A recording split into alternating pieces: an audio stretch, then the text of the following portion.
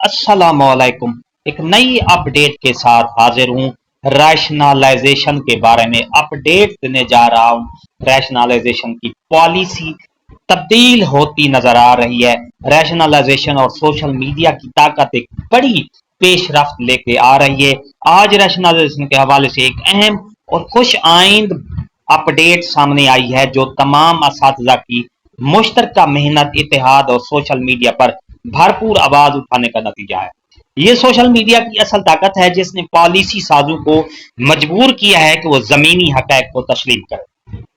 असातिज़ा की मुसलसल कोशिशों से ये बात मनवाई गई है कि प्राइमरी स्कूलों में सिर्फ 3 असातिज़ा नाकाफी हैं और वहां कम अज कम 4 असातिज़ा होने चाहिए। इस मुतालबे को आज पॉलिसी में शामिल कर दिया गया है और अब हर प्राइमरी स्कूलों में कम अज कम 4 असातिज़ा तैनात किए जाएंगे। इससे पहले जो प्राइमरी स्कूल में पॉलिसी थी कि कम अज कम 3 असातिज़ा लाजमी होने चाहिए, अब ये असातिज़ा की आवाज बुलंद करने के नतीजे में ये नतीजा निकला है कि हर प्राइमरी स्कूल में 4 असातिज़ा लाजमी होने चाहिए और तैनात किए जाए।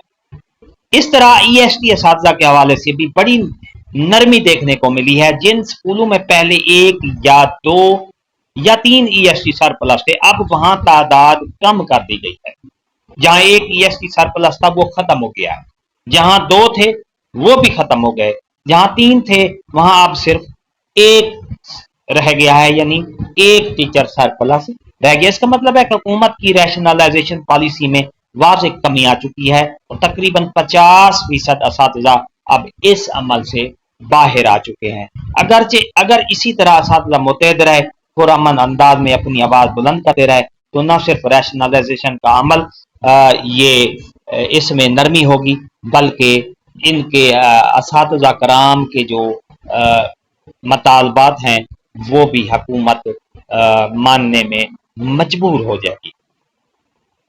और इसके साथ साथ रैशनलाइजेशन में जो प्राइवेटाइजेशन का अमल है, आउटसोर्स हो रहे हैं स्कूल, तो इस सिलसिले में अगर तमाम असातिज़ा कराम मुतहद हो जाएं तो मुझे यकीन है कि ये जो आउटसोर्स होने वाले स्कूल हैं इनमें भी कमी आ सकती है और ये काफ़ी हद तक नतायज जो हैं मुस्बत बरामद होंगे।